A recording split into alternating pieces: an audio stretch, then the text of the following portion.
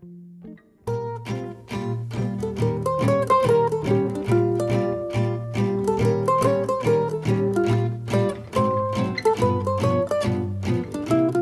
there, welcome again. We're at the 2015 JCA Alumni Banquet. I'm here with Debbie. Debbie is the president of the alumni. Tell them about the banquet, how you got Eddie here, and tell us where the funds go that we raise. Well, last year was such a huge success, and being the incoming president, I gave it some thought and thought, how are we going to make this a great event? And Hawks are very hot right now, so I thought who better than to have a local favorite of Eddie Olczyk, so I was very excited that we've got him here tonight, and you know, to hear him tell his stories with Mark Grant is just going to be a fabulous night. And the funds that we're raising will be going to the JCA students and any of the capital funds, etc. We try and help out wherever the assistance is needed throughout the school. Great. Yeah. I don't know, some of us Joliet Catholic alum, we're not sure how we feel about allowing a Brother Rice guy in here, but I know. But I guess it's for a good cause. It was a good cause. It was All a right, good thank cause. you and have a great evening down there. Thank you. I'm with Dick Goss. Class of 68. Class of 68, getting old. I was just walking through the Hall of Fame. Somewhere my jersey, somebody must have stolen it. I can't find. I couldn't find yours either. Dick. No, I think somebody stole mine a long time ago. So tell me, you've probably been to more banquets than anybody in town. So That may be true, but I'll tell you what, they never get old, and this one's really a lot of fun. And how can you miss with Mark Grant being doing absolutely. the MC duties, and then of course a great celebrity like Eddie Olczyk here tonight. And there's a lot of Hawks fans in this community. I'm sure Mark will be a little serious tonight, so we'll try and loosen him up later. I'm not sure what Mark's hockey jokes are, but I think we're going to hear them tonight. So when you get together here at a banquet like this, and you see some of your old classmates and everything, do you have nothing but fond memories of your days at the Hill? It's just like yesterday. You start talking about things, talking about old teachers and some of the good times that you had, and it's like the time never passed. Absolutely. Favorite memory, high school memory, quick, put you on the spot. Favorite high school memory is just being there up on the hill, the old building on the hill, and walking from class to class and poking everybody going down the hall and everything, and joking with them, and the camaraderie. Absolutely. Yeah. Favorite teacher? Well, Father Warren is right up there. I think Father. He's here tonight. Father Warren is here tonight? He was right up there. Yeah. I would say there were several others that were very good too, but I really liked him. All right. Great talking to you, Dick, and hopefully you'll get to interview Eddie later, and we'll read about it soon. Yeah. Okay. Thank you. All right, I'm here with Eddie Olczyk, the main event for tonight, the Eddie and Mark show. Have you met Mark yet? I haven't, but I've heard lots of great things. He told me a lot of great things, and talked to him on the phone earlier today, and first thing I thought is, why aren't we in San Diego right now? That would be a good thing. Maybe we can take a trip after this. Maybe maybe next year. That would be a good raffle prize. Win a trip to San Diego, stay at Mark Grant's house. So, for us Joliet Catholic alums, letting a Brother Rice guy in sometimes is tough. How do you feel about coming back to a rival school? Well, I do see my name in bright lights here, so I guess that's probably a good thing that they're going to allow me in.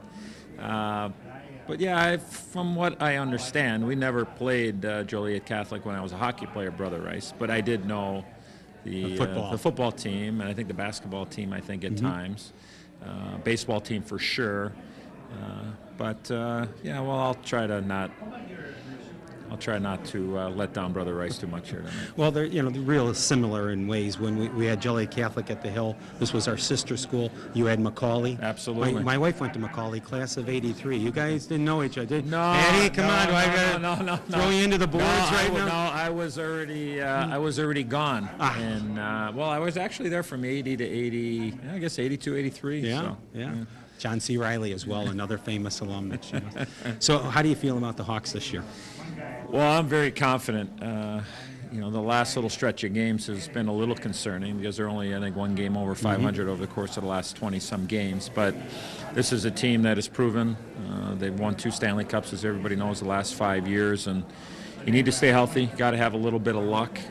But you look at the strength of this team. It's in their core of superstar players with Patrick Kane, who's having an MVP-type season, Jonathan Toews, Brent Seabrook, Duncan Keith. So I'm confident it's just a matter of executing when it comes playoff time, but they got to play a little bit better here the next little while, because the first time in January they were 6-7 in the month of January, which is the first under 500 month they've had, I think, in almost 5 years. So that's a little alarming, but this team is battle tested, and get into the playoffs and see what happens. But it's probably a better month to have it than April. April. Yeah, that's April. But I guess if you're playing 13 games in April, you're in the playoffs and you may be into the second round. But this team is, I think it's poised to make a run, but they got to start playing a little bit better, and I have the confidence that they can.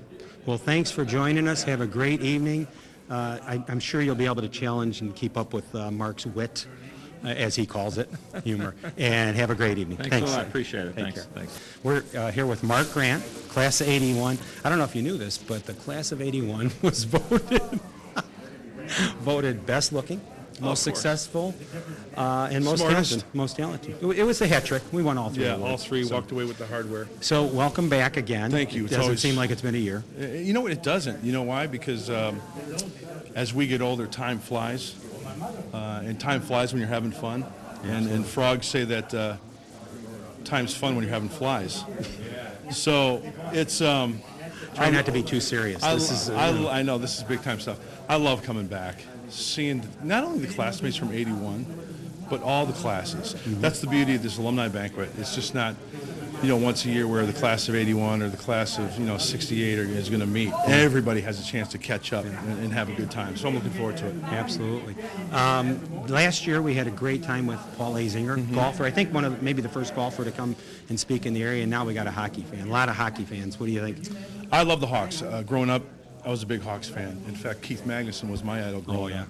I've got a couple jerseys at home, actually, with number 3 and the C on the chest. Oh, yeah. The captain, the chief. Yeah, oh, yeah. And Maggie was my guy. I got the chance to meet him as a kid. God rest his soul. But I just love the sport. And you know what, Larry? I love hockey players' personalities. Here are guys that are busting their tail 20 minutes a period.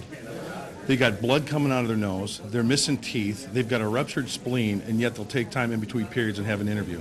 Yeah. Oh yeah, we passed the puck really good that time. You know what I'm saying? Yeah. They're great. There's a bar on the east side where they look like that too, but they do not usually grant interviews. Yeah. I just love the whole hockey thing. Now, did you play hockey at all? I did as a kid over at the Inwood Stadium ice rink. Yes. I was like 9 years old. Played 1 year of it. Had a blast. Loved to skate. Cold though, too cold in the mornings. It's tough sport. Last time I skated was at Rosalie's. I tripped the guard. I've been banned there since. That's funny you say that, because the last time I skated, I was at Rosalie's backwards to Heat Waves Boogie Nights. Well, you'll be glad to know I just walked the Alumni Hall. I moved my memorabilia out to leave some room for yours. Oh, you mean that one square inch area like this? That one jersey, one water bottle. I think it was my senior year report card with the 2-point whatever. Well, we know it'll be a great night again. Yeah, it's going to be fun. It's for a great cause, and welcome, and you're always welcome back. Thanks, Larry. By the way, Eddie and I will be out in San Diego. We're staying at your place. I made the reservations. Don't worry about it. Oh, I'm going to check you into the boards. That'll be. I might even give you a 5-minute major if I punch you right in the face. Perfect. Okay, I'm here with Jeff Phelan. This is take 2, by the way. He'll edit this out. Yes. I'm here with Jeff Phelan, Vice President of the Alumni Board and class of 86. Correct. Got it right this time. Yes. So tell us about how exciting it is to put on an event like this. Larry, it's great fun. I mean, to be able to have somebody like Eddie Olczyk join us and have just such a nice night for the alumni, that's really what the point of all this is. And as much as that we're here to support the school, just a great opportunity to pull the alumni together and let them enjoy some of the benefits of the community that we've built over the years here, and have a guy like Eddie Olczyk and Mark Grant yuck it up for the night. How great is it to have an alum come and MC that? Well, how great is it to have an alum come and MC it, and then how great to have Mark Grant come and do it, just for pure laughs. So nothing is safe for the rest of the night. Well, Mark claims that this is, he comes back. He came last year. He comes this year. 2 more years, and he will get his high school diploma. He's got a couple months. This is why he comes back. I mean, people don't know this. But. MC Emeritus in another 2 years. I know that you're also the drummer from the world-class camouflage band. I am. We do that for kicks, and actually have a lot of fun with it. The singer's a bit of a hack. I heard he's got a huge ego problem. A little bit, yeah. bit. Well, yeah, that's the word on the street. We hope to see them out soon. So thanks for joining us, Jeff. God willing, what would we Good do that evening. for? See ya.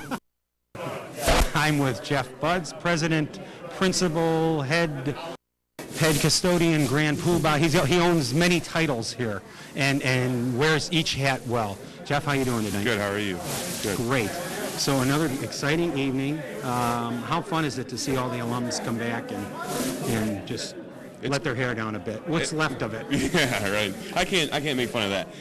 It's great because it's good to see them reconnect with a lot of people, and have that sense of camaraderie. And it's great to have in a new, I call it a new facility. It's 9 years old now, but just to see the facility and get back together on our campus. So it's nice. And tell us how important the funds that we raise here and who they go to help. How great it goes to help our kids. All our funds that we raise for JCA help our kids in some way, shape, or form. In the past, they've given money for the band. They've given money towards our projects that we have in the school, like our Wi-Fi project, our Heritage Quad project, and windows that are going on right now. The Alumni Association is very important for us, and as I said, all their funds they raise go towards our students. Well, good luck and have a great evening. Thank you very much. Are you a big hockey fan? I'm a hockey fan. I am a hockey fan. I love sports. Our guest speaker tonight, Eddie Olczyk, went to my alma mater. Another brother Rice. That's how the Brother Rice got in. We just come plowing in. Yeah, exactly.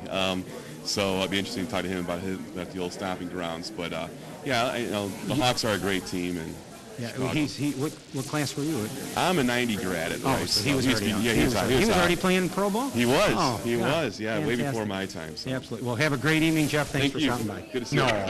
Hey, I'm here with Jim Missing, Car Care Collision Centers, and a proud sponsor and an alum, class of '83. 2 years after the greatest class of '81. It was hard to compete with them. But tell us about how exciting it is to come back and.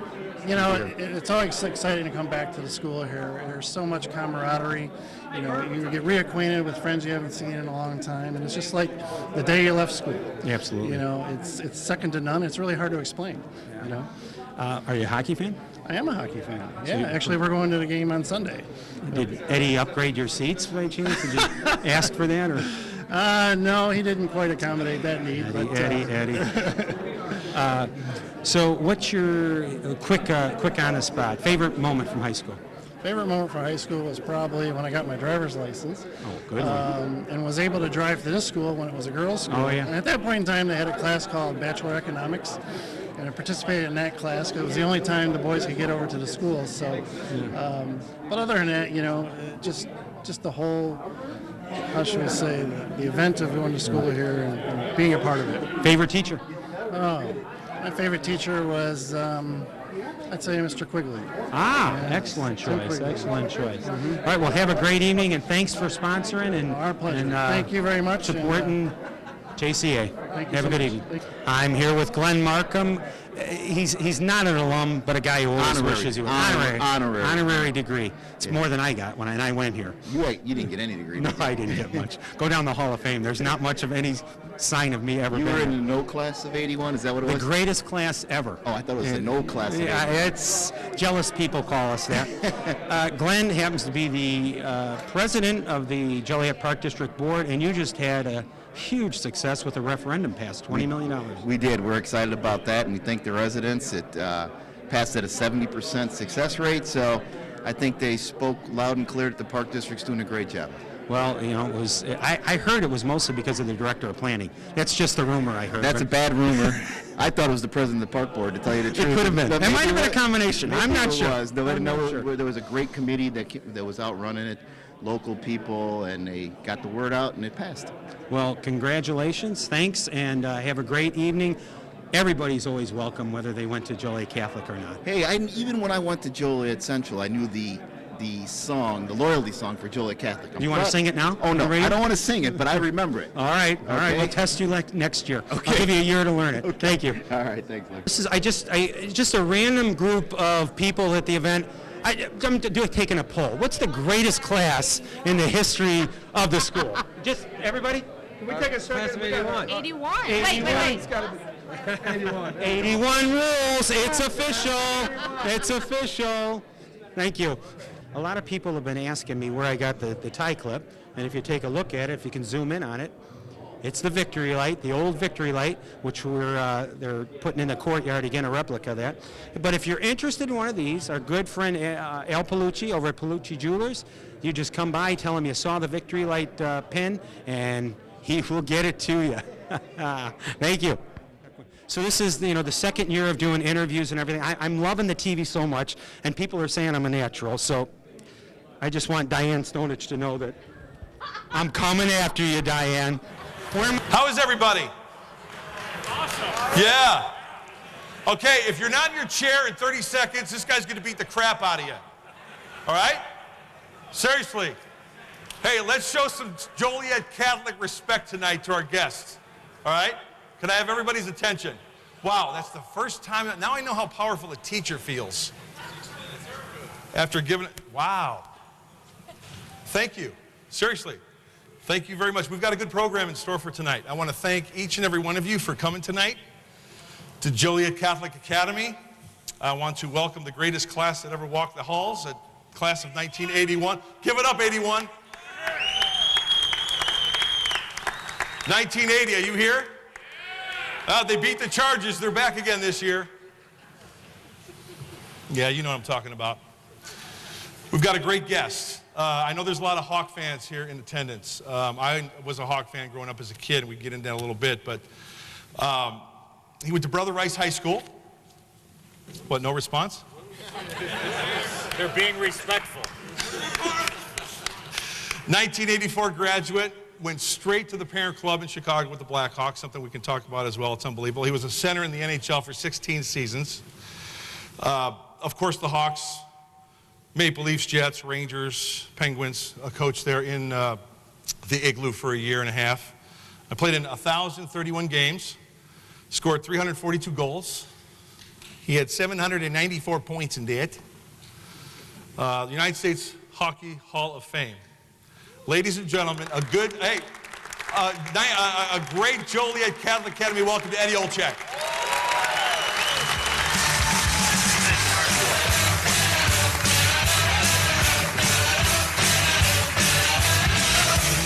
And of course,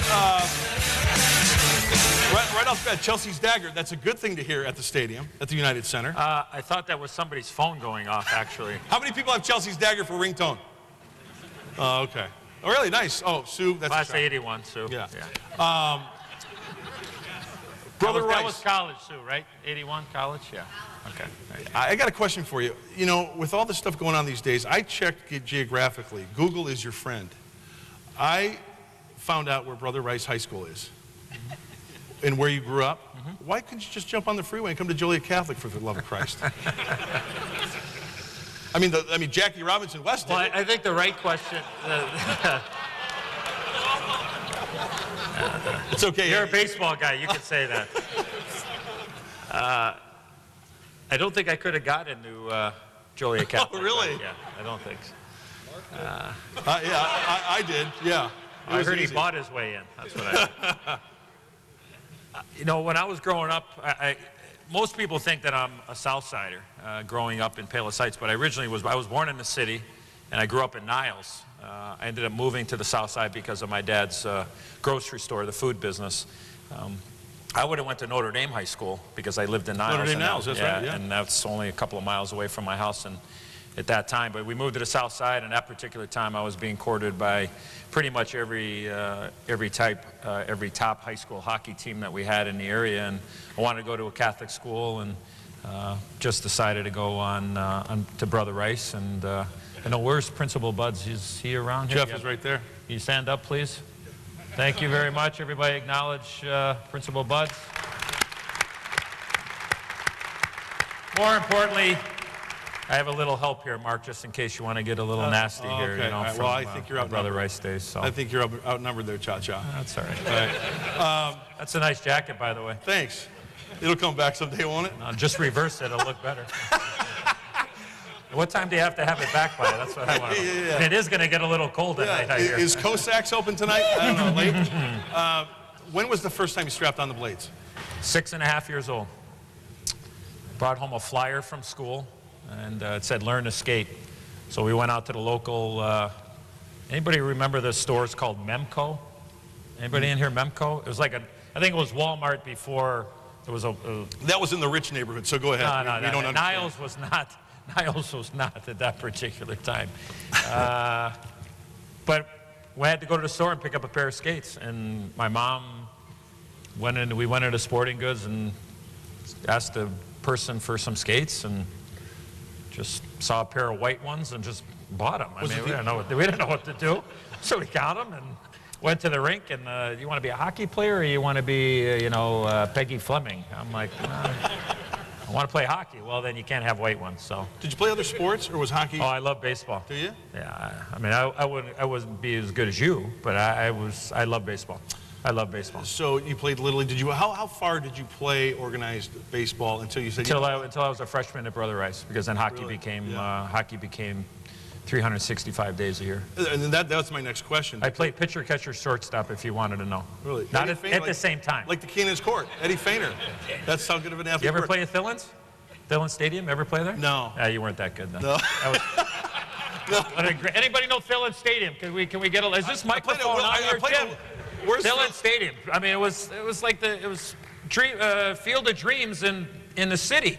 I mean, they had this big armored truck about 280 feet from home plate, and if you hit it, you got like $5,000 to go to scholarship, to go to school or whatever. And you got to understand something. In Joliet, a road trip was going like 5 miles out of your way. Really? Yeah. Right. It was like home, school, church. Just for the record, somebody asked. Police station. Mark, somebody asked me just for the record, you been to Joliet before?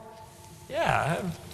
I've been to the boats before. I mean, I've left a few bucks there. Yeah, it's too bad there aren't any horses here. You're a big horse guy, aren't you? Well, I'm a horse's backside. I got a text from, I think you know him. I got a text from...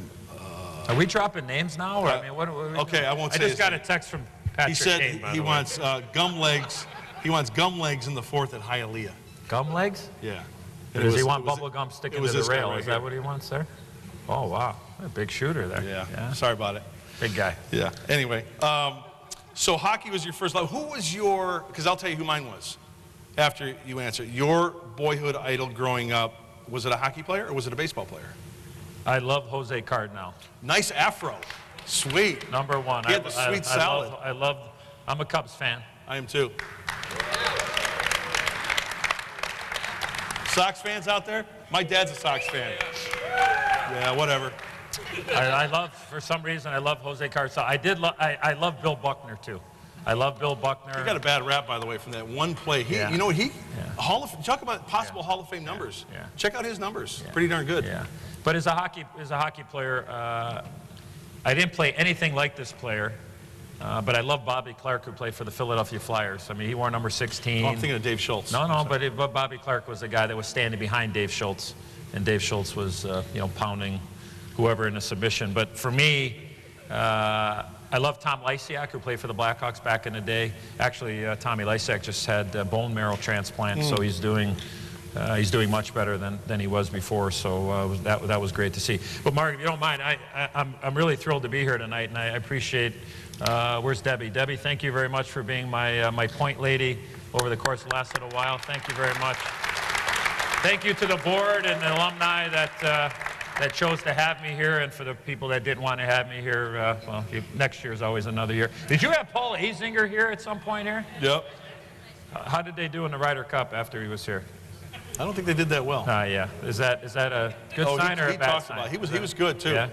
That guy was a leader. Yeah. You're a leader. Being a center in the NHL for 16 seasons. I'd like to think I'm a leader, but I have to say this, Mark, is that I'm sorry that I was running a little bit late. Where's my buddy Dominic? Dominic Porro, stand up, my best friend. Dominic Porro, stand up, please. Yes, plays Jay Leno's stunt double in a lot of different skits for the Tonight Show, or used to be. But I'm sorry that I was running late. I had mentioned to Debbie, my wife was out of town. She was going through a blizzard in Utica, New York, where my oldest son happens to be. And unfortunately, she's fine. But somebody grabbed her purse on her. Wow. She's fine. But, so the first thing that I had to do when we were on our way here was got to call the credit card companies and just, I mean, she's fine, but just needed to let the companies know that that somebody had stolen her card. So, you know, we have our BOA and we have our Visa and we have our Amex. And so I said, yeah, I'll just call them right away and cancel them and whatever. She goes, well, hold on a second. I said, what? She goes, well, I have a few other cards. I'm like, so now I'm on the phone with Jimmy Choo's and, you know, Kohl's and Target and Macy's, and I'm like, Pasta Visual, how many cards do you have? So next thing I look at the list, like I got 17 cards now that I'm calling these card companies on the way. Now, thankfully, I live up in Long Grove. I don't know if anybody knows where Long Grove is, but it's about 58 miles from my house, and so I had lots of time calling all these card companies. So sure enough, somebody whacked her for about, well, whacked us for like $1,400 at Macy's, $1,800 at Saks Fifth Avenue and the Bank of America. Somebody took money, cash or whatever, and so I finally Darn it, they found it. Yeah, Darn it. finally at the last card, I'm talking to the guy, and then all of a sudden I started realizing. He goes, "Sir, I don't know if you realize this, but whoever's using your cards right now is spending less than your wife does." I just said, keep the cards. I got to make out on this deal. So I said, yeah, that's okay. I deny the report, but she's okay, and I'm going to have a few bucks maybe after tonight to maybe I can make a little. I don't want to make another donation over at the boats, but I'll have a little bit more money. But Nice. my wife is fine, and I might make out on this deal at the same time. So. Very cool. Well, we're glad you've joined us. A lot of fans here, as I mentioned, but getting back to your number 16, the reason for number 16 was because of that play with the Hawks? No, with the Philadelphia Flyers with Bobby Clark, but I was born on August the 16th, and it was just a number that kind of stuck with me my whole way through. I played at all the different teams that you'd mentioned. I wore number 16. I wore number 12 with the Olympic team in 1984. Anybody seen the movie Miracle on Ice? Yes. Okay. Did you play a double in that? That was not about our team. Right. We were the team that came after that. We played in 1984. I made the Olympic team as a 16-year-old, and I played in the Olympics in Sarajevo, Yugoslavia, as a 17-year-old. And we had the unbelievable fortune of trying to follow in the footsteps of the 1980 Miracle on Ice team. We finished in 7th place that year in 1984. We finished in 7th place at the Olympics in 1984. Sir, why aren't you clapping? You're not impressed? Sir. He's from Sarajevo. Sir, you look very intelligent. Sir? Sir, you're biting on your fingernails. Do you know how many countries we have in this world, sir? You look very intelligent. Sir, stand up. What's your name? What class? He had to look at his license. Dan, how many countries do you think we have in this world, Dan? 480. That's a lot, but we don't have that many. You can cut it in half. We finished in 7th place out of 240 countries in this world. That's pretty good, isn't it? Now you can clap. You can clap. Thank you. Just twice, that's all. Now, between the 4,000 of us in these walls, about 210 of them did not come to the Olympics in 1984. But that was an incredible pressure to try to follow in the footsteps of that 1980 Miracle on Ice team. And that marked the 35-year anniversary is coming up. That's unbelievable. On February the 21st. And not only doing the games on TV for the Blackhawks, but I also do the games for the NHL and NBC. And they're going to be on Hockey Day in America on February the 21st. I think it's the 21st. Sunday, whatever that weekend is, that Sunday. The studio's actually going to be at Lake Placid doing the reports from there and kind of tie in the 1980 Miracle on Ice. Very so it'll nice. be great. Yeah. Well, you played for such a long time, and then you coached in Pittsburgh. Yep. I wanted to get to your type of personality, being a center. Were you? Forgive me. Were you ever were you a captain? I was an alternate captain. You were so you had the A on your chest. Yeah. Okay. A for. What does all that entail? Because you seem like you've got the fiery personality, and you have to be as a hockey player. But did you ever call a guy out? You know what goes, what doesn't go? Because I know what goes on in a major league clubhouse, but hockey's that different mentality. Did you ever have to push somebody up, literally up against the wall and? Well, usually you didn't push them up against the wall. Usually you hung them up by one of the coat racks if they got out of hand or a young guy wasn't following suit. I mean, I'm a big believer. It's not what you say, it's how you say it. And I think as a young guy, whether you come into high school as a freshman or you come into an NHL team as a rookie or a major league ball club, is that you're better off to keep your mouth shut and your ears open and your eyes open, and you'll learn a lot. And I think you earn the respect of the players a lot quicker. But as you go on, then you learn, you know, how to be that leader. But that's exactly what happened when I came in. I mean, I was a young kid. I was 18 years old. I was a kid from Chicago. It never had happened before. You know, to be the first American-born, bred, native son ever to be drafted by his hometown team in the first round. And third pick. Here I am coming to the Blackhawks and walking into a locker room with a bunch of old guys at 23 or 24. Now, I don't think 23 or 24 is old now. I did when I was 18. But there's some hard lessons that I learned as a young kid, and I don't think there's any doubt that it helped me become a better person and a better player for the people that I watched and tried to emulate as a young guy playing in the greatest city in the world for the Blackhawks, because that's all I ever wanted to do growing up was You're to play lucky. for the Blackhawks. You look at your career, and I mean, growing up in the Chicagoland area, playing hockey, being the #1 pick, 3rd overall, and then wearing that sweater, and then now calling games for the Blackhawks. We'll get to that in a little bit too. But I'm always intrigued about when a youngster like yourself is in the NHL. Who was the old guard going? It wasn't obviously Maurice Richard or anything like that. No, but who was the top? I didn't play in that era. Yeah, I know. But who was the guy like on his way out that you got to skate against and that you really were like, wow, I can't believe I'm on the same pond as this guy? There were a lot of guys. I missed Tony Esposito by 1 year, believe it or not. Tony retired in '83, and I came in '84, Mark. But I mean, there were a lot of guys that I played. I mean, I played against Guy Lafleur. That's cool. I mean, that's, think about hockey royalty for sure. Played against Borje Salming. I played with Borje Salming when we played together in Toronto. But for me to be able to grow up in Chicago, and how amazing is it now? And I think our hockey fans now, and the younger generation of Blackhawk fans now are very spoiled with all the games being on television, because a lot of us remember when there weren't a lot of Blackhawk games on television. No. And to be the last, believe it or not, and I don't know is Trivial Pursuit even out there anymore? Trivia Crack. Oh, is that what it's called?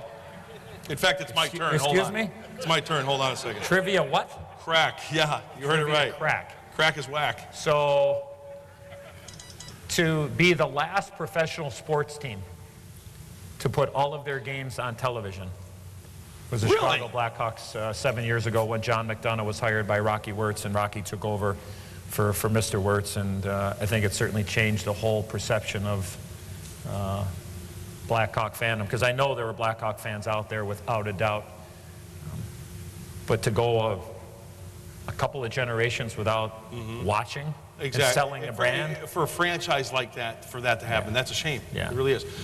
Gretzky, obviously unbelievable. What was the one thing? I mean, he did everything, but I believe, Mark, and I'm sure that you see it with a lot of ball players, but guys like that, Wayne Gretzky, Mario Lemieux, the greatest players that ever played in the National Hockey League, is that I really believe is that if we're out here playing, those guys are up there sitting and watching, and they know exactly what's going to happen before we know what's going to happen. They just had that, I don't know what you want to call it, that sixth sense, whatever it is, that they just were,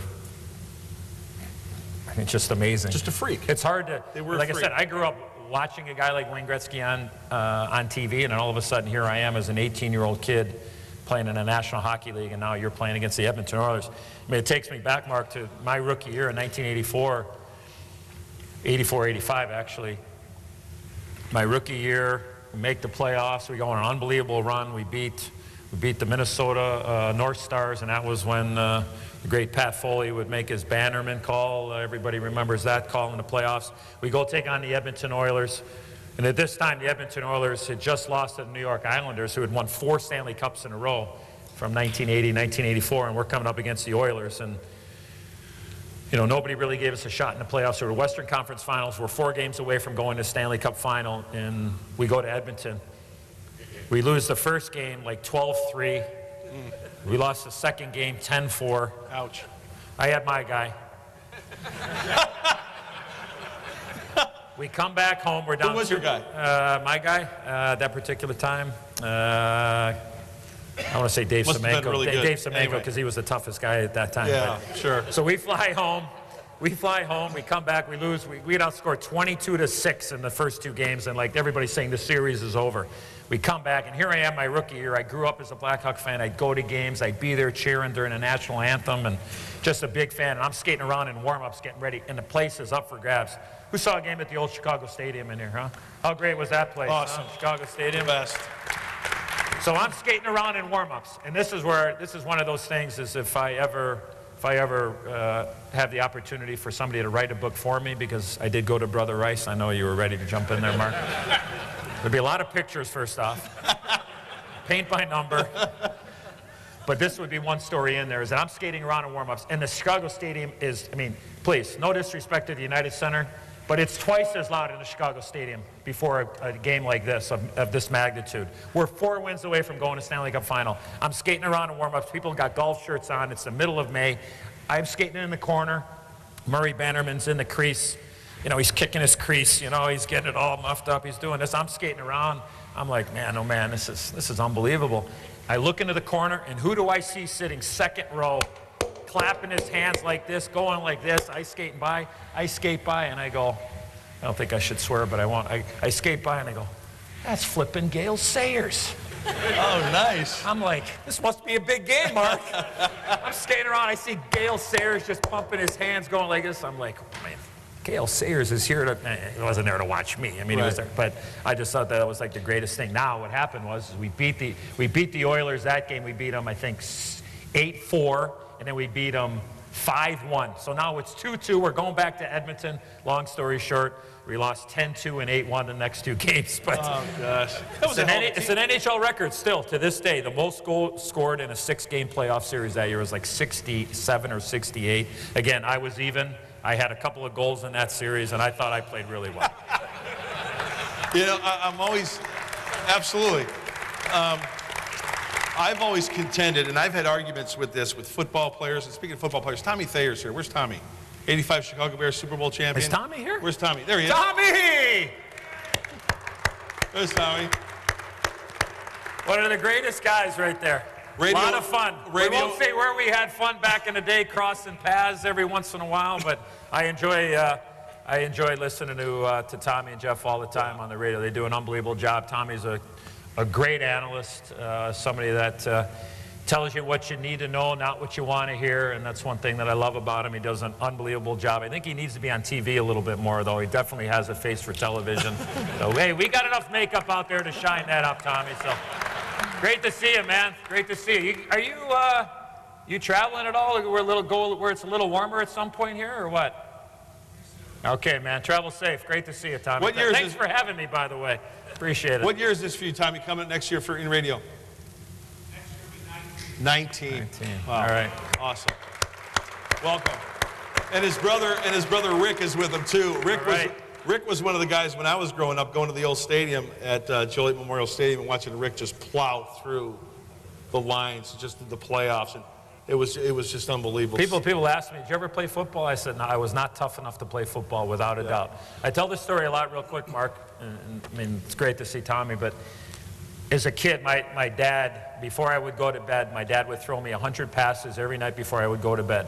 Every night. And once we got to, and we just talked about this yesterday. My dad had hip surgery. How's he doing, by the way? He's doing much better, thanks. Yeah, he's at Northwestern, and he's doing good, but it's something he should have had done a couple of years ago, but he was hard-headed and wanted to continue to play 100 rounds of golf every year, and eventually it did not allow him to do that, but he wanted me to be a football player, and every night before we go to bed, he'd throw me 100 passes in our living room, and we had an aisles that had no furniture because we were either working on throwing change-ups in the living room or shooting Nerf balls at my mom, who would dress up as a goalie, or my dad. I think some of them were Nerf balls every once in a while.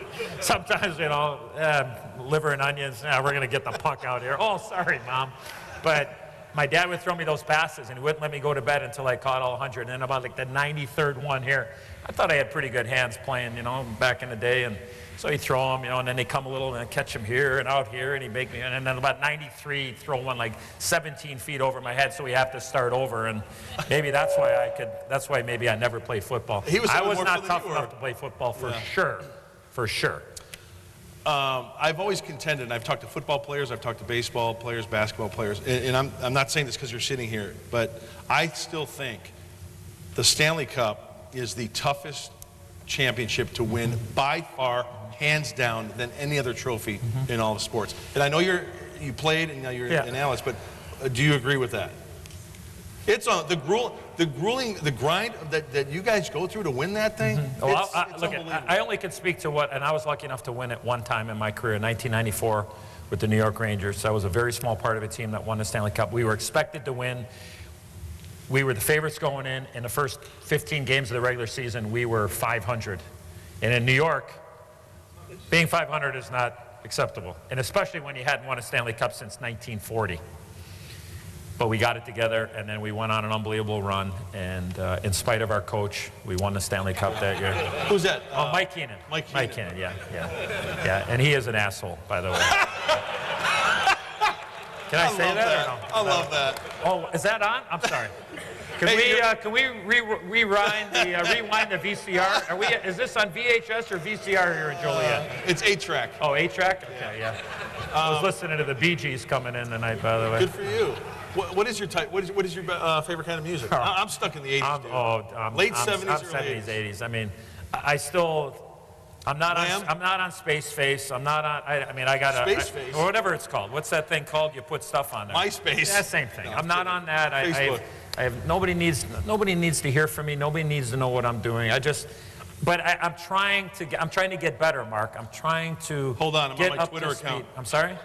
I'm on my Twitter account. No. Eddie Olczyk says I'll be Mike Twittering Keenan later. is an I don't asshole. need you to be telling me what you're doing. Hashtag Is that like a-hole. twerking? Is that like twerking? That's Miley Cyrus. What do you combine twittering and twerking? What do you call that? But I just, you know, I mean, I finally, my wife bought me a U-pad. Or what's that thing called? U-pad. Right, that's it. What's that thing when you can, well, the thing on it, what's it called? iPad. No, yeah, MyPad. So I have this MyPad, and my wife says, you know what? If you learn this thing, if you learn this thing, if you get on this thing, you can talk to me or talk to the kids and look at them when you're not going. Space Face. FaceTime. That's the unbelievable thing. Space Face. So when I'm on the road, call home. Hey, honey, how you doing? You know, call the kids. My son's at Utica coaching Division III hockey. I have another boy that's at Penn State playing hockey. Big series this weekend against Michigan State. The game's on the Big Ten Network on Saturday if you want to watch it. My daughter, Alexandra, who's 20, who thinks she's 20, Alabama, right? 28. Roll Tide. She goes to Roll Tide. And my youngest son, Nick, is going to go to Colorado College in a couple of years and play hockey there. So I get a chance to talk to them and whatever. But the greatest reason why I learned it, this iPad thing, right? Yeah. Is that I can watch horse racing on it from Sochi at the Olympics last year. It was unbelievable. So this iPad thing, I think it's around here for a while. I don't know about this World Wide Web thing, but being able to see my kids and see horse racing on my iPad, Mark, doesn't matter where I am, I got action. Did you ever have, I know about the action part, especially with the iPad. Horse racing, did you ever have ownership? Oh yeah, I've owned a bunch of horses. Bad investment, good investment? A couple of real good ones, a couple of real tough endings on some, but that's my passion. Like, I've drank 2 times in my life alcohol. When my dad was sitting on the couch at home when I was 7.5 years old, I grabbed his beer and I spit it all over him because I didn't know what I was doing at 7.5. And then when I won the Stanley Cup in 1994, is the only time I've ever purposely drank alcohol in my life. I've had guys spike my drinks, which I think is really cheap. But other than that, I just chose never to drink in my life. So my passion and my escape is playing the ponies, going to Las Vegas. You got to come out to Del Mar. Oh, I love Del Mar. I know some people out there. First off, I think what needs to happen, I don't know if you find people will ever have me back, but I think what Mark needs to do, because he's a big shooter, is that we need to get to San Diego for this event next year. What do you say? Yeah. You can all stay at Mark's place. Yeah, you're more than welcome. Let's go to La Jolla. That's the high rent district. Wow. I'm in a double wide out in East County. All right. It's all right. Okay. Who's the biggest a-hole in the NHL? No. Come on. What do you mean? That I played with? Who gave the best? Or how about who coached me? Who gave the best? Mike Keenan. Who gave the best face wash? You know what a face wash is, right? They take the glove off. I had lots of those. See, I want to talk about. I had lots of those. I want to talk about the guys. I want to talk because there's some guys that had really bad halitosis, though. Yeah, there you go. That's bad breath for the people who don't know what halitosis is. I learned that at Brother Rice. I learned it at St. Jude Elementary School. Principal Buds, right? We learned that. Right? Halitosis. There's a great, if you have Netflix, there's a great movie. I love documentaries, especially on. Do you have to get that on the computer for that? Netflix, yeah. It is. Yeah, the MyPad. I got no shot of that. There's a great documentary, and I ran across it last week, and I watched it. It was awesome. The last... Of the Mohicans? No. The Last Gladiators. It was about Chris Nyland and the enforcers in the NHL. Have you seen it? No, I haven't. You've got to see that. It's really kind of a sad story because Chris Nyland was a tough guy. He was like 18th round pick by the Canadiens. A Boston kid. Boston kid. Arch rival. Yeah, just Bruins and Canadiens. Just a tough son of a bitch that just worked his way. You know, he was the goon. Yeah. And it's his story and how he kind of fell out of, he ran into some bad times. Speaking of tough guys, Mark, I played with a guy in Toronto. He's no longer with us, sadly. His name was John Kordick. Tough guy. I mean, you're talking 6'4", 212, face like a chipmunk, just tough as nails. So our team was getting pushed around, and our coach, John Brophy, who was a nice guy, played me a lot, so I loved him. Right, Tommy? When your coach plays you a lot, you love him. If not, he doesn't know what he's doing. So we're getting pushed around a little bit. John Kordick, I mean, he couldn't carry. He couldn't carry the puck in a pail. Like, I mean, it just no hands, but tough as nails. So coach says, you know what? You guys are getting pushed around out there, and we're going to put John Kordick on your wing. So it was myself and Gary Lehman, who was a goal scorer. So Johnny Kordick is going to play on the first line where he probably should have been on the sixth line, and there's only 4 lines in hockey. So he goes, Eddie-O. He's walking through the locker room. He's got his Jimmy Connor nut huggers on, and he's just flexing and stuff. He's going, Eddie-O, you're going to set me up tonight. I go, okay, Johnny, yeah. Just put your stick down, and I'll bank in and off your stick. He goes, yeah. He goes, you know what else? He goes, if somebody touches you tonight, I'm going to kick his ass. I'm like, yeah, Johnny, that's what I want to hear. Right, Tommy? Somebody lays out the quarterback, you're going to get right in that guy's face, right? So, all right, Johnny. He goes, Eddie-O, but we got to make a deal. I go, what do you mean a deal? He goes, I want something. I go, what do you mean you want something? He goes, somebody touches you, I kick his ass, but I get something from you. I'm like, what? I'm hiring the guy to, like... I said, what do you want? He goes, what do you got? I said, you need cash? He goes, no money, no money. I'm like, you need a TV? He goes, nah, I got plenty of those. I go, and I had been player of the month I was player of the month for like 4 straight months in Toronto, scoring a lot of goals, yeah. That was after the Hawks traded me, but that's another story.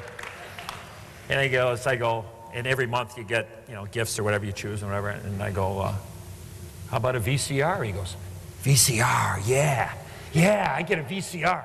Somebody touches you, I kick his ass, you give me a VCR. I'm like, yeah, that's a deal. All right, we go play Minnesota. Sure enough, have a good game. Johnny, we tried to keep the puck away from him when he was out there with us, but all of a sudden some guy grabs me, comes in, and Johnny comes in, comes in, pounds the guy. Everything's done. As I'm skating back to the bench, he whispers to me, Eddie-O, VCR. I go, so I grabbed him, I said, Johnny, do you want the remote control? He goes, remote. So sure enough, the next day, here I am like a slug. I'm walking into the Maple Leaf Gardens. I got a Panasonic VCR, which was probably worth $115 Canadian at that time, which was probably about $69.95. You can probably get your car painted by Earl Scheib with that thing too. So, does anybody know Earl Scheib in here at all? Absolutely. Anybody heard of that? Thank you. Okay. Yeah. So every once in a while we'll make that reference on the during the Blackhawk games. But Johnny Kordick, that's when I really knew these guys were. But you need them, though, Mark. Absolutely. You need those guys. It was God rest his soul. He was a different guy. You weren't known as a fighter. No, I was more of a lover. Yeah. I had 17 fights in my career. I'm sure you have that in your notes here. Hey, I got to do my homework, right? My suit looks nice. Stop and pick up prescription for Niagara. Wait. Niagara? Isn't that supposed to be? Yeah, but it's... code is blue M&Ms. Don't say that. Very nice. Who hit you the hardest? Toughest punch? Toughest punch. I actually fought Bob Probert once. He was on my list here. It's official. God rest his I soul. won't tell you. Yeah, right, exactly. It's in the archives. 5 minutes for fighting, Probert and Olchek. Now, I showed up. I mean, I did a lot of receiving. Yeah. It says Everlast on my chest here. I'm playing in Toronto. Our goaltender, Kenny Reggett, is down here. The play is going up the ice here, and for some reason, I was the last guy coming out, and I'm sure you all watched me skate at some point, so you know why. I was the last guy coming out of the zone. So all of a sudden, we're going up, and the puck's over here, and there's nothing going on. All of a sudden, you hear the crowd in Detroit. I turn around, and there's Proby with Kenny Reggett, our goalie, just feeding him knuckle sandwiches, just like this. I'm like, oh, shit, I got to get back there. So I bust my tail in there, and I, kind of get in there, and then all of a sudden I hear that it's on that MeTube thing on the internet. You can find it or whatever. If you just put it in there, the announcer goes, "Oh, Eddie Olchek doesn't want any of that. What is he doing?" I think I've seen that one. So I just kind of grabbed his ankles and kind of just give him a couple shots. But hey, 5 minutes I fought Bob Probert, and I lived to tell about it. Yeah, how's that? That's what do you think about that, huh? Yeah.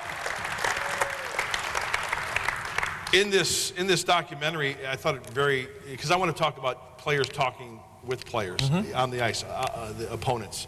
There was one where one of the guys said, "You know what? Hey, we got to go tonight." He was talking to the other guy. Okay. We got to go tonight. Yeah, I mean, we got to fight. Yeah. He was like, "Okay, That actually goes on, and how does that all get set up? It doesn't happen as much now than it used to be. The trash talk that's on, trash talk's always going to happen. Who's the biggest trash talker in your day when you were skating? I had a lot of guys. I mean, you had to be able to either talk your way out of a situation. Yeah. You did. Well, you had a lot of guys that had just great one-liners. I mean, the guy I just mentioned earlier, I mean, John Kordick, he was a real yapper. I mean, there was a poor guy that played in Vancouver. The guy's name was Craig Smith. The poor guy hung up his hair with his pants. I mean, he was a young guy. I mean, it happens, right? I mean, come on, you can tell us about your rug. It's okay. Yeah, I mean, right? I mean, it's okay. Nothing wrong with that. I'm going a little thin here. I don't mind. I'll trade you right now.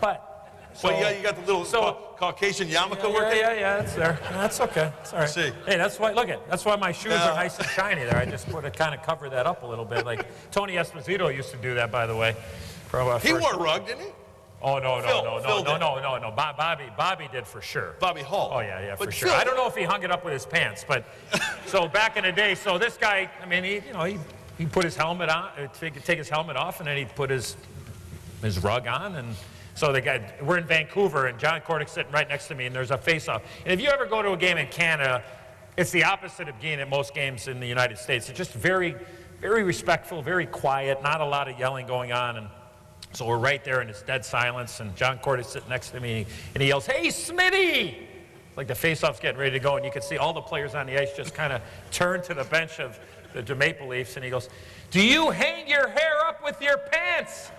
The linesman he just drops the puck. The puck's in play for about 3 seconds, and nobody realizes that the puck's in there. But I mean, that's just kind of what you do. Andrew Shaw right now is probably one of the better talkers. And as I said the other day or a couple of weeks ago on TV, I mean, he's the type of guy that could talk a stamp off an envelope. Like, I mean, he just has that ability. Or for some of our tech-savvy people here, you could talk the cursor off the send button, right? Is that right? Did I get that right, Debbie? Did I get that right?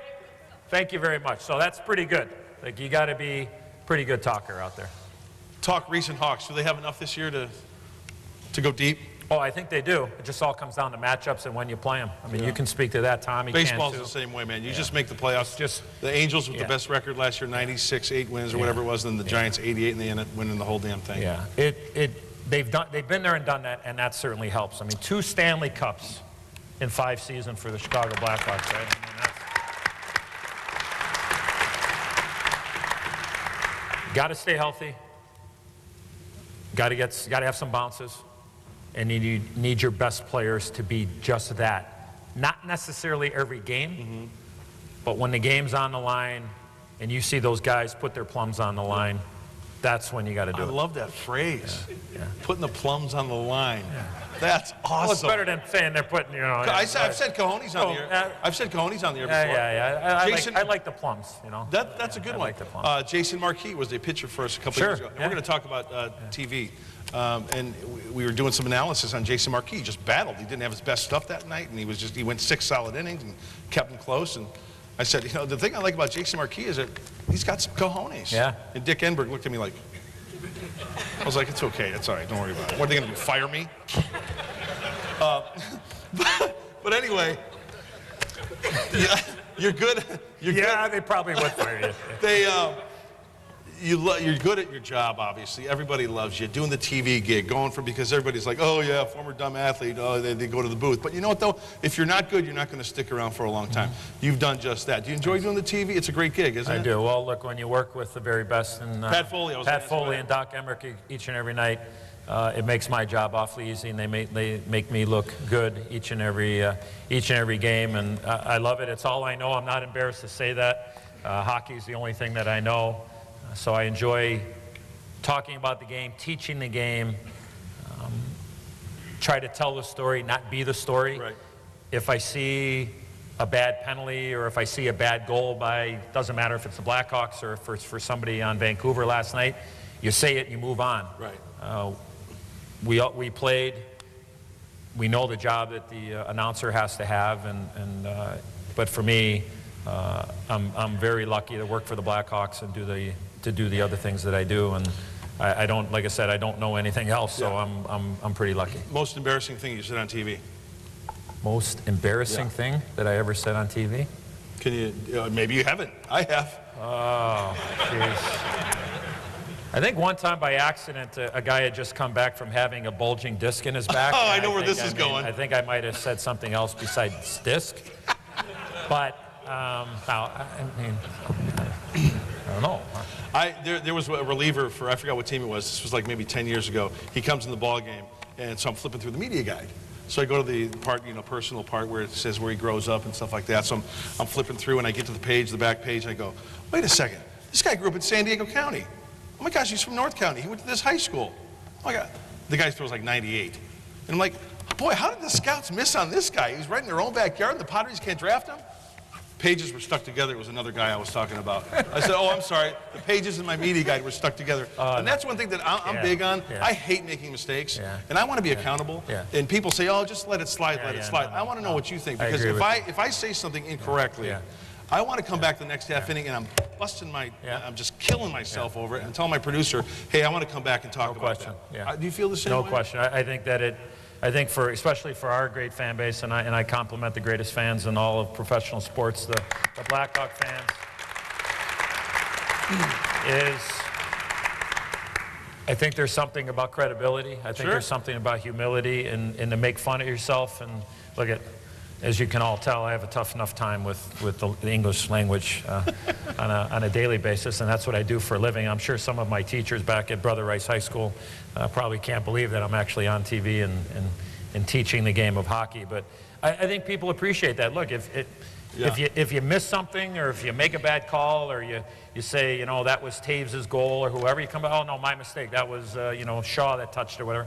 I think people like that, but you just move on. Yeah. I would like to sit there and say every once in a while, he goes, man, you know what? I picked that up just perfectly. I mean, nobody else could have seen that play there. I saw it, you didn't. So you people I think people like honesty. I think people like when you're talking about your team, and it's something I love about Tommy when he does the games, and because a lot of times when I'm driving down to the United side, or the Bears are playing, and I get a chance to listen to him and Jeff, and look, you call a spade. That's our job. People like the homerism to a certain extent, but when a guy should have caught a ball Absolutely. or should have put the puck in the back of the net or Crawford shouldn't have let that goal in or whoever it was. I think people like that honesty. And if you make a mistake, though, to your heart of your question, Mark, I think people like that. And you know, not like I said, I'm there and I learned this the hard way. Tell the story. Right. Don't be the story. That's not what I'm there for. I know why people are tuning in to watch. Right. They're there to watch their favorite team and watch the game of hockey. How about your relationship with the players in the locker room? Great. Yeah. Yeah, great. And I've only had a couple of situations where guys have tried to grab me by the short hairs and call me out because, you know, that maybe I pointed out something that they did wrong or didn't like a penalty, or I said, that's fine. You can come at me and tell me whatever you think or whatever. And I said, but how about when I patted you on the back? Or how about, I said, you can't have it both. You can't have it one way. You can have it both ways. I got to come back for that. If anybody ever says anything badly about you, oh, you know, you know how the game of telephone works, right? Especially this day and age. Mm-hmm. Internet, TV, radio, all that stuff. The story travels, right? Sure. Oh, Mark Grant said this about you. Said it might have been negative, right? Mm-hmm. Well, it's 10 times worse when it gets down Sure. the line. So, you know what you do? You call that relative or you talk to, you know, maybe the guy's parents or something. You say, hey, you know what? I got a deal for you. We'll take score. We'll keep score by the end of the year. Mm-hmm. For every time I compliment your son, you pay me $10. For every time I criticize him, you give me 100. And I guarantee you, at the end of the year, I'm going to be making out big time. So suck on that one. Right? It doesn't happen very often. How many times have guys come up to you and said, hey, Nate, thanks for this? You know what? Okay, it's a fire drill. Everybody just be calm. It's time to take your Niagara, I think, maybe. It hasn't happened a lot, though, Mark, but I always go back to, okay, that's fine, but you know what, how about when I tooted your horn there on that great play or whatever, and you just can't have it both ways. But most guys, I mean, most hockey players that I deal with are class guys. I mean, guys that I deal with on a daily basis with the Blackhawks are as classy, and I would want to have them as teammates, the way that I see them now. When doors are closed and whatever, I mean, I can't answer that, but I just know that the way they are with me, that they're great. Working with Pat Foley, you spoke highly of him. What being a baseball player, and Tommy knows this, being a football player, but you know, your broadcast partner becomes part of your family. Right. You actually spend more time with them than your actual family themselves. So your relationship with Pat, and how did he accept you? Obviously, you earned the respect for being a player, but for going into the booth with Pat. Well, I grew up listening to him and Dale, which were a great team back in the day. I would watch them on the road and then listen to them on the radio at home because we couldn't see the games on TV. But I grew up listening to them. When the games were at home and I wasn't at the old stadium, I would go into the garage and shoot pucks and listen to the games. And then all of a sudden, Pat was calling my games, and then he did it as a visitor. And then I came back after I got fired in Pittsburgh after coaching, and they had let Pat go. And Pat went to the Wolves for a couple of years, and then you know, John McDonough brought back Pat, and John McDonough's a good man. yeah, John's done an unbelievable job for the Blackhawks, and in bringing over Jay Blanc from the Cubs, and it's become I mean, it is a renaissance. That word's been thrown around a lot, but if people knew exactly what had gone on here before they got here, they would probably agree. But when they brought back Pat, I think it brought back a lot of the fan base. And when you hear, very rarely you can hear somebody's voice and know, okay, well, it's Blackhawk hockey. Yeah. And that's Pat. And he's been a great partner. But I will say this, is that when you sit next to hockey royalty, like I do every night in Pat Foley and with Doc Emmerich when I do the games on NBC, it's an intimidating chair to sit in. There's a lot of pressure. But not only great partners, but just great friends. And just the chemistry is... it's a great thing. Everybody says I love my job, and I know you love your job too, but there's always that one little thing that kind of ticks you off a little bit. And I'm going to be honest with you. I hate doing the pregame show. I just hate doing the pregame show. It cuts into my time to prepare for a game. It's that minute and a half where you got to, you know, spew some stuff out and kind of talk about it. Is there one part of your job that you really... Yeah, flying. Really? Yeah, I'm not a great flyer. Just, I despise, I loathe, pregame show. If somebody else could do it, fine. The game's great. Yeah. But you hate flying, how the travel gets to you. Hey, don't cry about travel because you guys play a game, you get out. We're like in a city for 3-4 days. What are you getting mad at me for? I mean, I'm not Bud Selig. Can we take it out with him? You tax me here. Yeah, everybody says, oh, baseball player. Oh, you know, it's... Wait, everybody. Don't paint us all in with everybody. I never said anything about baseball. I know I kind of jumped on you there. Sorry. No, I never was. I was a good flyer until my kids were born. And I just became really just a horrible flyer. Yeah. Yeah. We had a trip one time from L.A. I was playing with the L.A. Kings. I only had a cup of coffee there. I was there for 6 months. We were playing in Dallas. We were flying back to California during the Santa Ana winds. So the pilot gets on there from Dallas and L.A. He goes, guys, we got some good news and bad news. The airport's closed in L.A. and it's been closed all day long, but we're going to get a little closer and see if it opens up. Okay, great. So we get a little closer. He goes, okay, guys, here's the update. We're going to give it a try. What? What the? Now I'm just like... Here, white hot mess.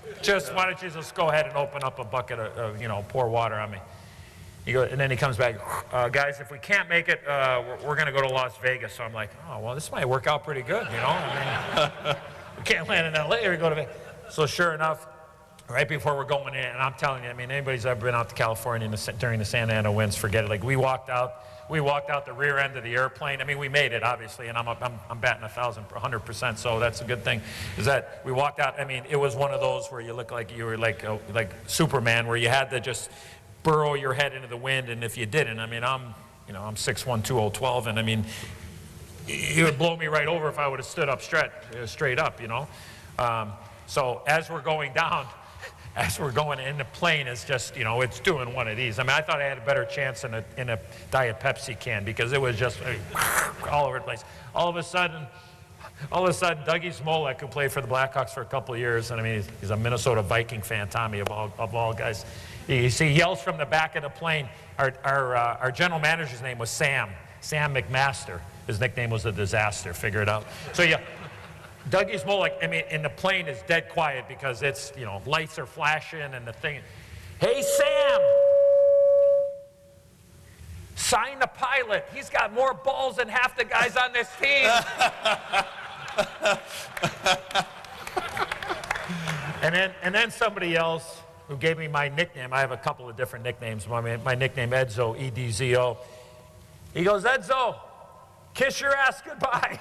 And I'm sitting there, and I got the death grip on the seat right in front of me, and I'm just like sweating profusely. But the flying part to me, I've gotten better now. My kids are a little bit older. But that's the one thing I'm still a little hesitant with everything. Yeah. Hey, we're going to take some questions from the audience. Oh, yeah, so we've got about 15 minutes left with Eddie. Do we have a microphone out there? This isn't one of those where like anything goes, is it? No. I'm asking. Serious question. I didn't see I didn't sign anything. I just want to know, like, is this ask Edzo anything? Because I got stuck on one of those one time, and I became a gelding like within about 6 weeks later. Really? So yeah. So I guess keep the questions in good taste, right? Yeah. Within a boundary of good taste. As Jim Carr would say. Jim Carr. Who wrote it? Dickie Dunn? Must be true. Dickie Dunn. It must be true. Greatest movie. Oh, who's seen the movie Slapshot in here? Raise their hand. We're putting on the foil, Coach. Who's seen the movie Let It Ride with Richard Dreyfuss and Terry Garr? Didn't see that. Horse racing movie. Go see it. It's unbelievable. You'll laugh. I'd like to get into Let It Ride 2 or 3. Favorite movie of all time? Hurricane Carter. The Hurricane. Oh, nice. That movie made me cry because it was at the end of my career. Just full disclosure, it was at the end of my career. I knew I was on the back nine, and I was probably on the 18 tee box, and I could see it ending. Yeah.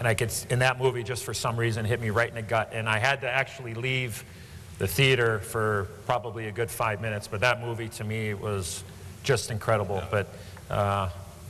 But Let It Ride and Slapshot are right there too. Animal House was great too. Absolutely. So, Caddyshack. Mine is It's a Wonderful Life. Jimmy Stewart, Donna Reed. Oh, nice. Love that movie. I cry like... Dom, you like that movie? It's a Wonderful Life? I cry like 18 times during that movie. Just by the way, I would like, this is my best friend Dominic Porro, but as I mentioned, he stands in for Jay Leno every once in a while.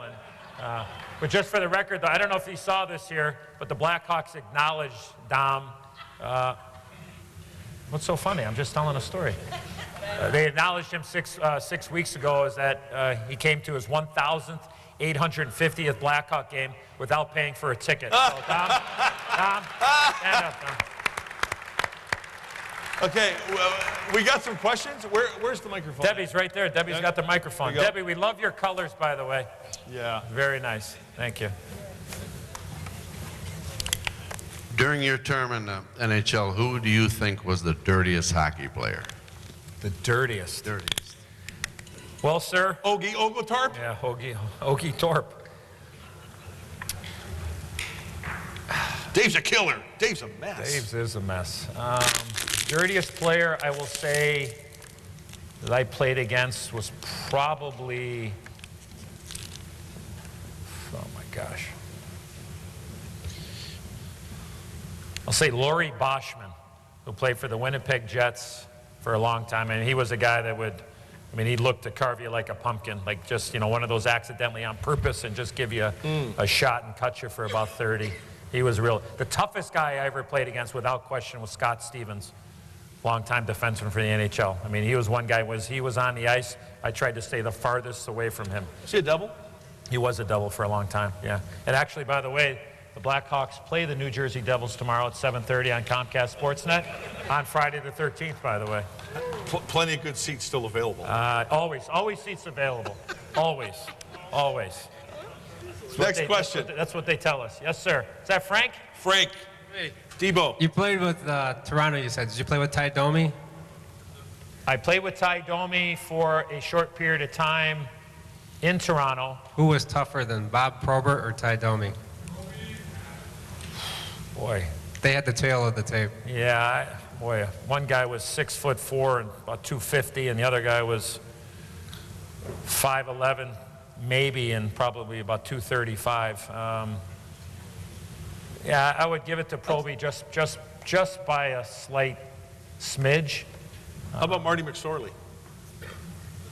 Yeah, he was tough. Yeah. He was tough.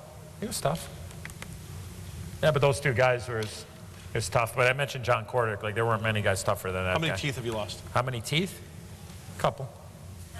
Next question. Where's the mic? Anywhere? Anybody? Come on. Don't be shy.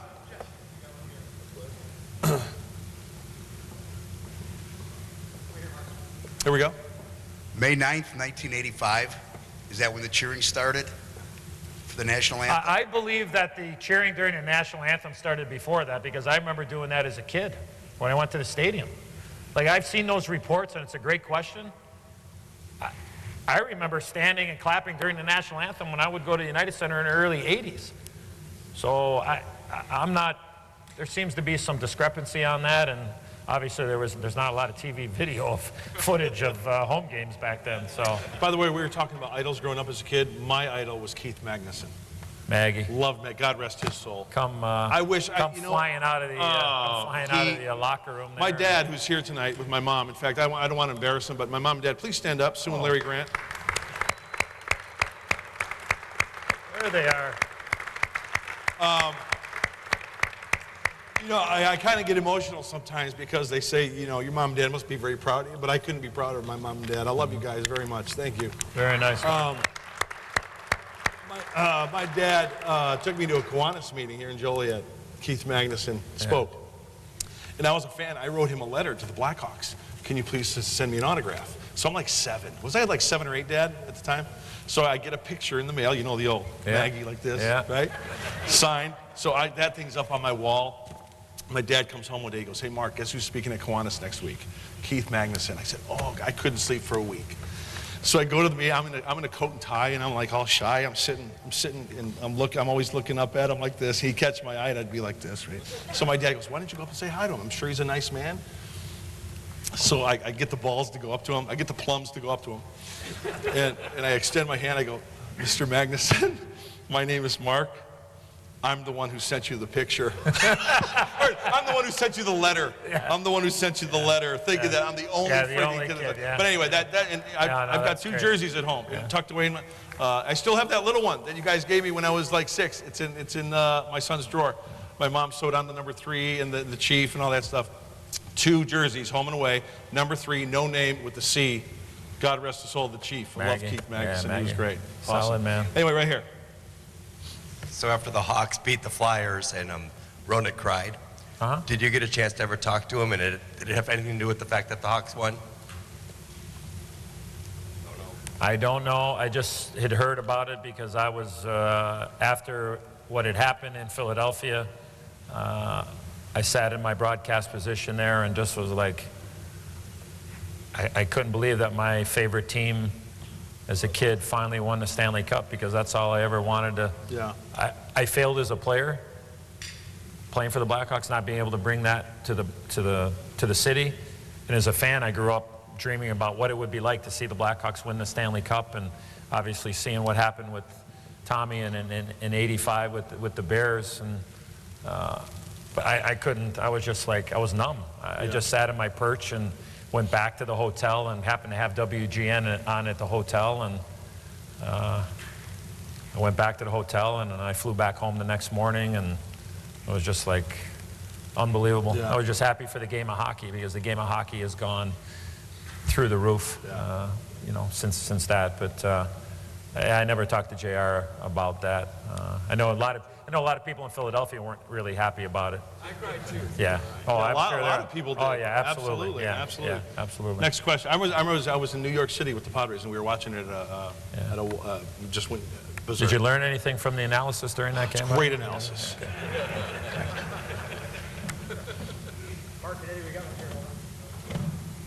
Check. One of the Adlers, is that One Chris of the, Adler? Governor Adler, yeah, class of '76. Speak slowly on the reply.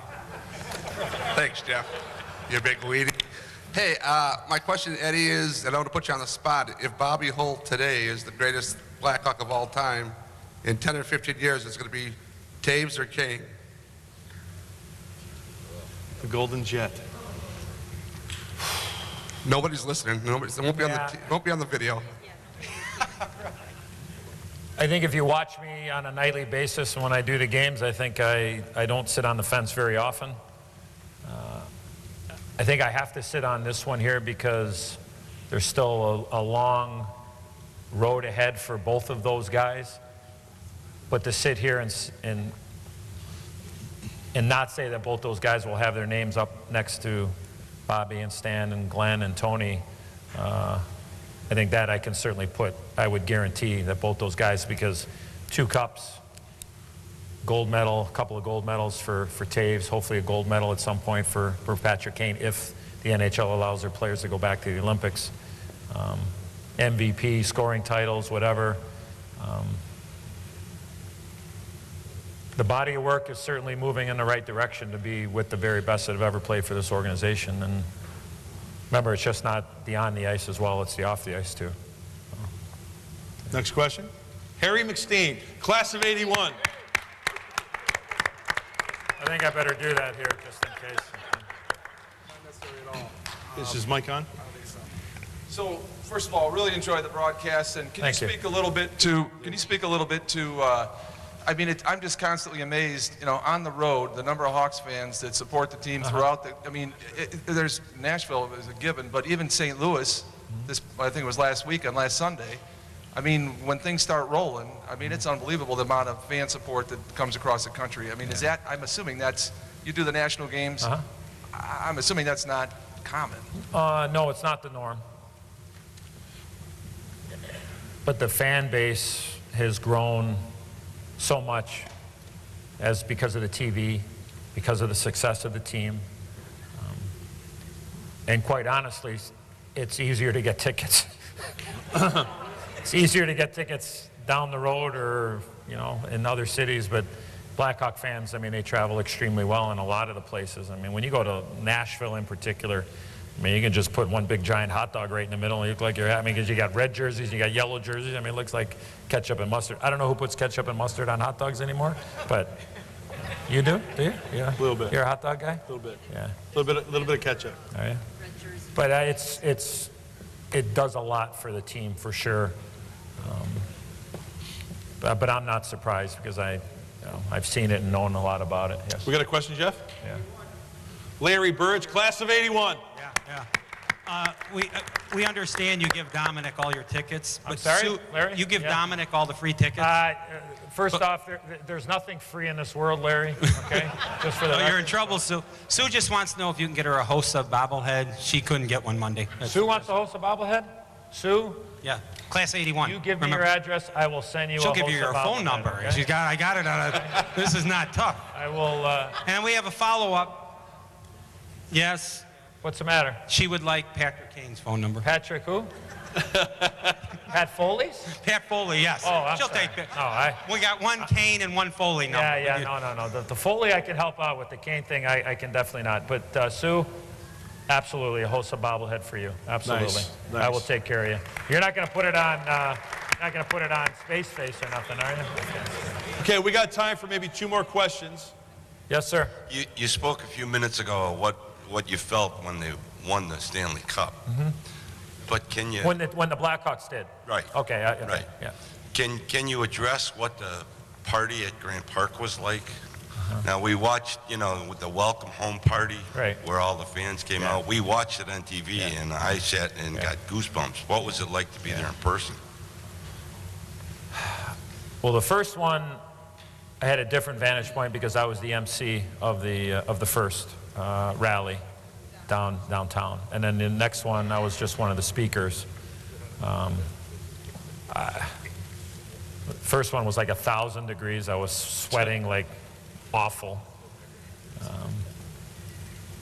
But to be there and to see just people happy and celebrating, and I mean, it was just, I couldn't believe it. I mean, being on the parade route and going through a city that I grew up in, like, I only can compare it to, is like I said, winning a Stanley Cup in 1994, and we had a parade in downtown Manhattan, had 3 million people there, and had a ticker tape, and it was the greatest experience ever. And it happened to be on June 17, 1994, and it happened to be my son's birthday.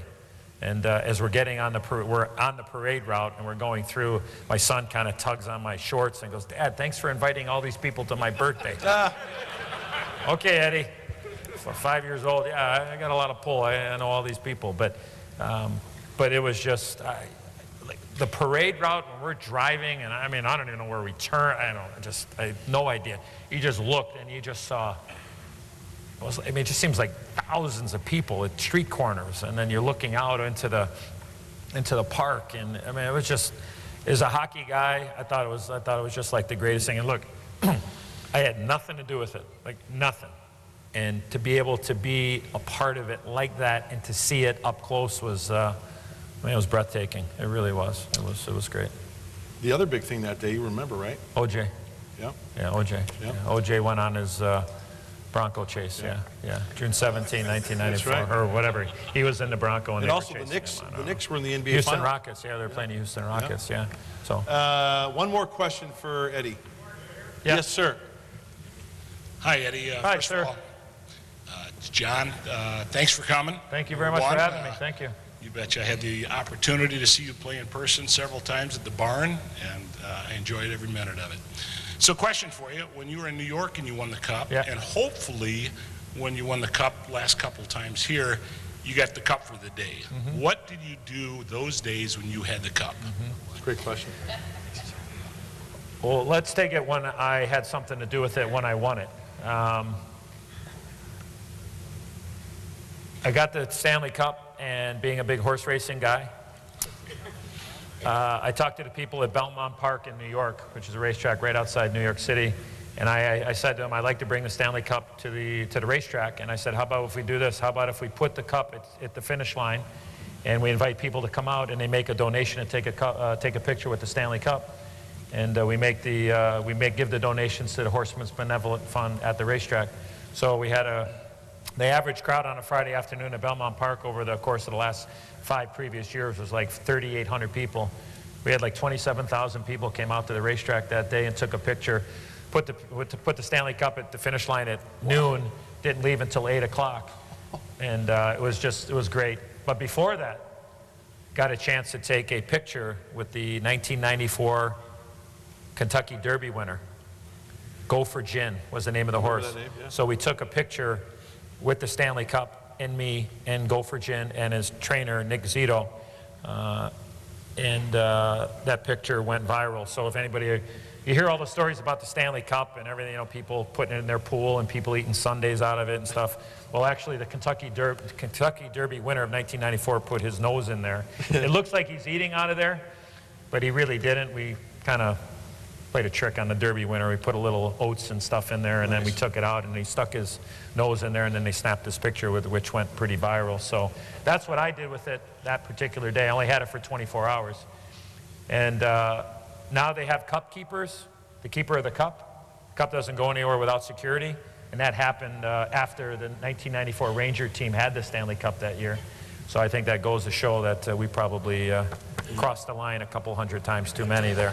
So, and then I brought it to my house the first time and invited my son's hockey team over. They took a bunch of pictures, and I felt very, I don't know what the word is. I was very hesitant on taking the Stanley Cup when the Blackhawks offered it because I had nothing to do with it. But I was thrilled that they would give me the opportunity to be able to share it with my family and my friends and the kids in the neighborhood. So that was terrific. I know we got to wrap up, Mark, but I just would like to do two things if I could before I leave. One is that I've been very lucky in my travels as a player and as a broadcaster. I've had a lot of people help me along the way, a lot of people, and there's no way that I would be in a position I am today without a lot of those people. And I would encourage everybody to remember and maybe share this with the young student body here at Joliet Catholic Academy or whoever you might come in contact with. But in the elevator of life, you're going to have a lot of people that help you along the way. You're going to see a lot of people. You're going to meet a lot of people. And everybody's going to go to different heights in their careers. You're going to meet and see a lot of people on the way up. And at some point, we all come down a floor or two or what have you. Just remember all those people you see on the way up as you do on the way down.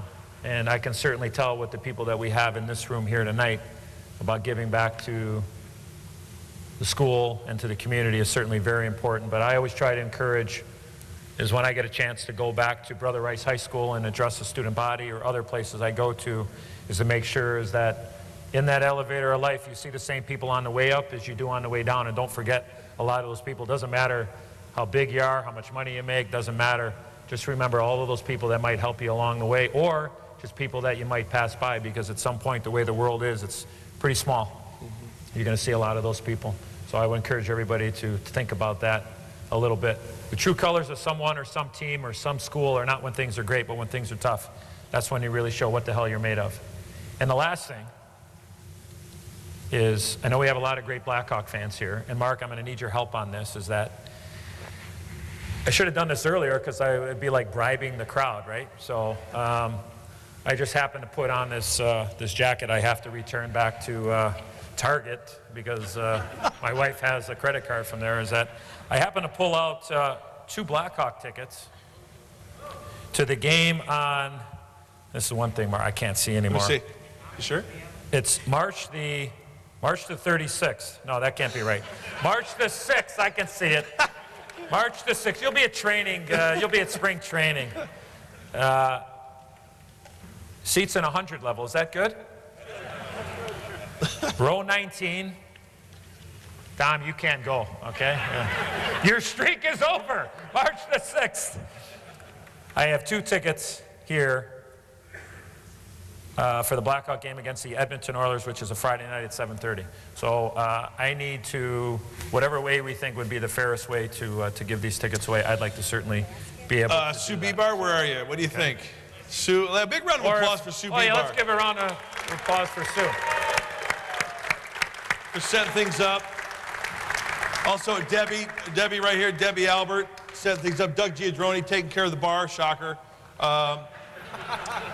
The Alumni Association, of course, the school and everything. I want to thank everybody there. And Jeff Buds, who's going to come up in a little bit as well. So where's Sue at? She went to go get the ticket stubs that everybody All right, signed cool. in on. Hey, in the meantime, I got a quick story real quick.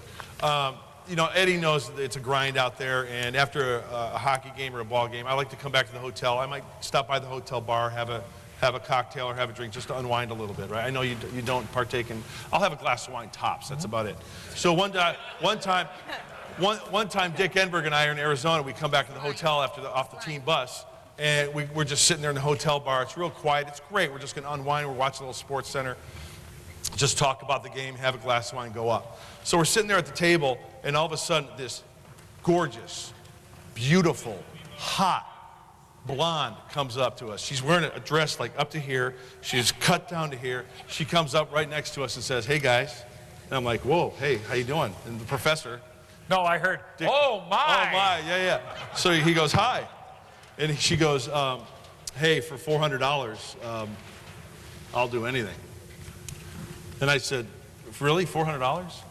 And I looked at Dick Enberg and I go, "Professor, $200 apiece, man. What do you think?"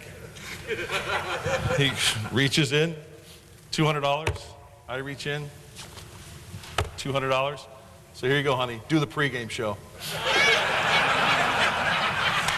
We're gonna let you pull the ticket. I hate the pregame show. I hate it. Okay, we've got a Eddie Olczyk. Okay, we're doing the.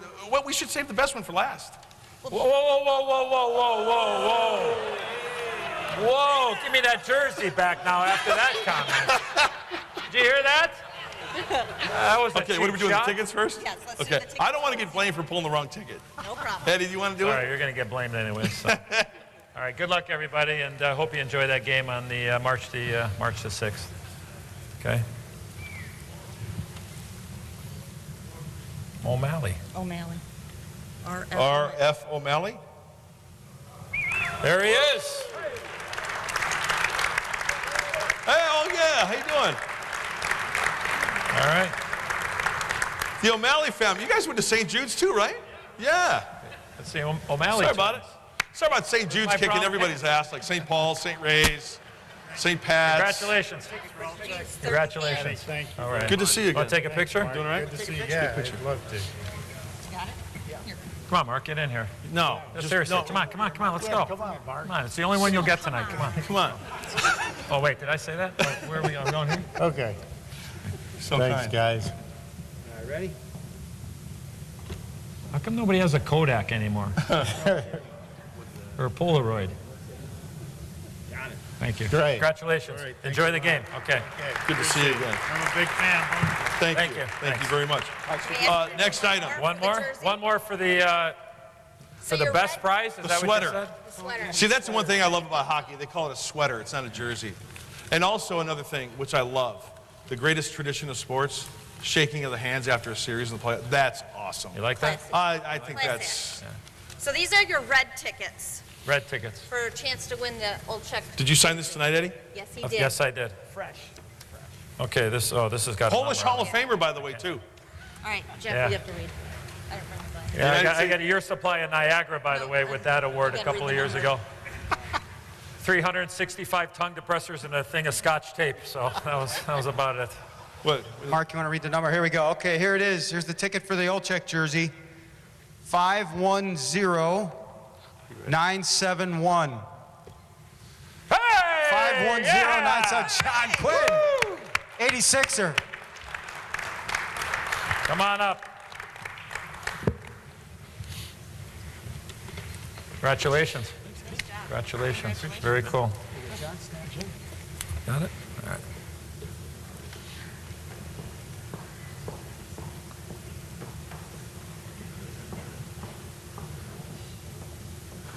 Got film in there?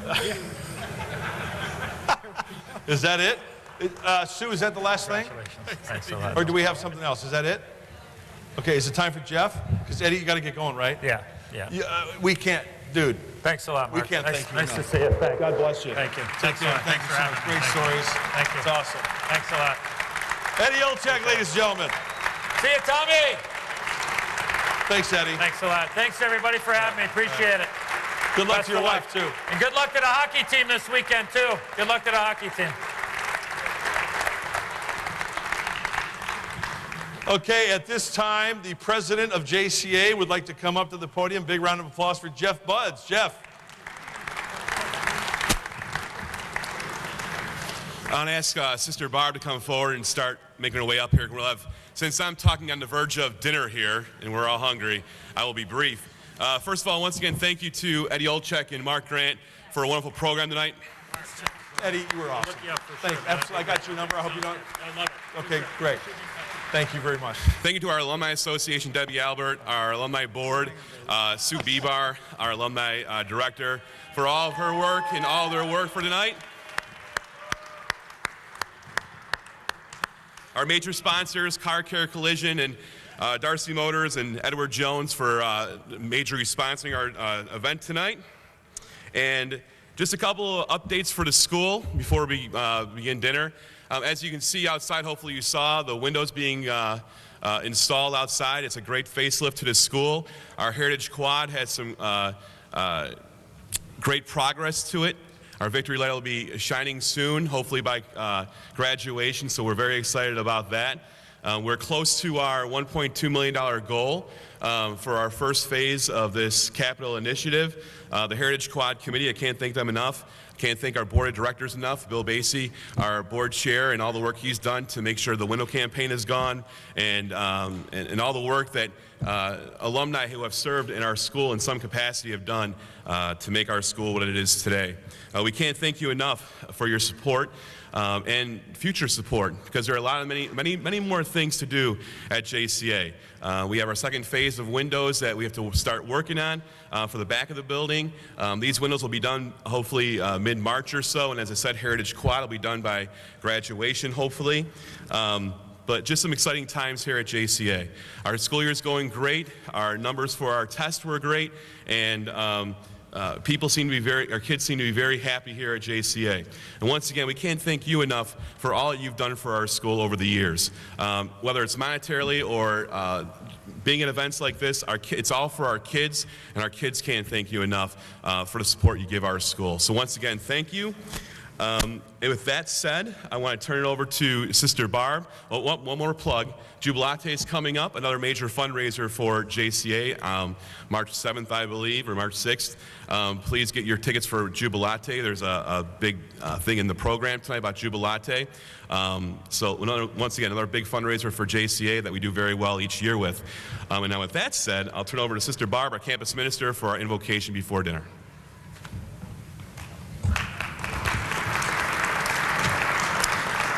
Hi, everybody. What a great program. I thoroughly enjoyed myself. With that said, let us begin as we begin all things in the name of our God, who is Father, Son, and Holy Spirit. God, our loving creator and giver of all good gifts, we give you praise and thanks for the countless blessings that come to us from you. We acknowledge your presence with us this evening as we gather to support and celebrate the Alumni Association of Joliet Catholic Academy and its predecessor schools, De La Salle, JCHS, and St. Francis Academy. We are grateful for the service and loyalty of our alums and their dedication to promoting the ideals of growth, knowledge, and faith. We ask your continued blessing on all of our alumni, on all those they serve, and on all present here tonight. Finally, we give you thanks for this wonderful food that we are about to eat, for those whose hands have prepared it, and for those with whom we will share it. May all that we share at this blessed meal reflect our gratitude for your gifts and our love for you. We make our prayer trusting in your provident care. Amen. Our Lady of Mount Carmel, St. Francis of Assisi, in the name of the Father, and of the Son, and of the Holy Spirit, amen. Bon appetit.